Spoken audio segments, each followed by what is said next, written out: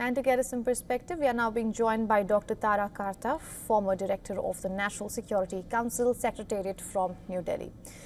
Thank you so much for joining us on this broadcast, ma'am. Let me first get your reaction. What are you making of these religious tensions playing out across Canada?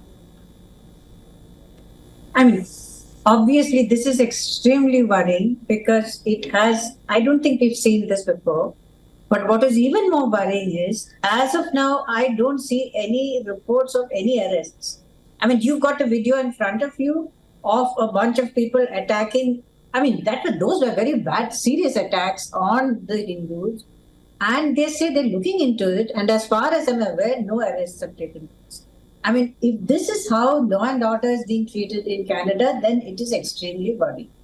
And arising from that, of course, is the fact that these people thought it was okay to hit Hindus in a place where they've stayed for decades, which in itself shows that they have they sense a kind of leeway. They've got the space to do this kind of.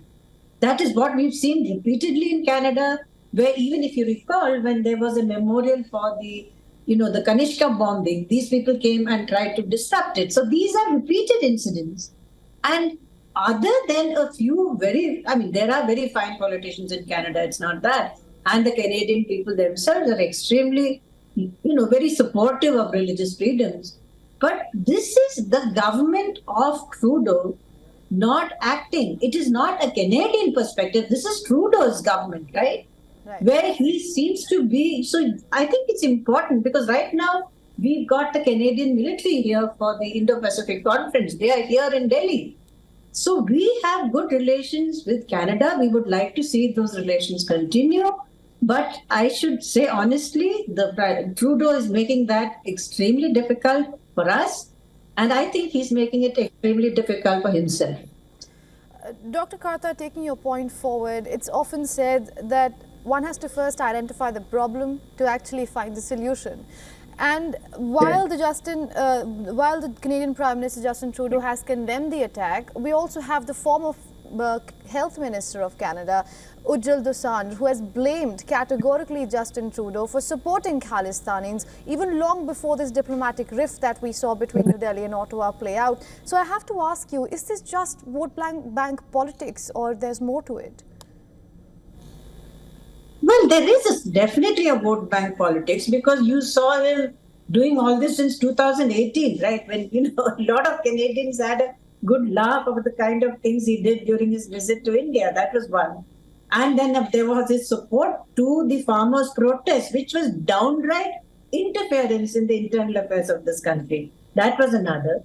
But also, I'm beginning to wonder whether this is a kind of a tactic to move attention away from the very serious allegations of Chinese interference in Canada, which went on from 21 onwards, 21, 22, if I recall right. 22, it was definitely there. There was a report which was secret, which apparently he had access to, nobody else did. And he kind of just dismissed that as, these are the kind of things which diplomatic missions do. Whereas, so if you contrast his handling of the Chinese incidents to the one with India, there is a huge difference. Right. He's playing up the India angle to an extent where it's become difficult for Delhi to cooperate with him. If he wants cooperation, he knows, he's no fool, he knows this is not the way to handle it. But he doesn't seem to have that much to say on the Chinese interference. So I'm not sure. I mean, this is a question which will arise to anyone who's watching the timeline in this series of events. All right, Dr. Karta, I'm completely out of time, but thank you so much for joining us here and getting us your insights. Pleasure to speak to you.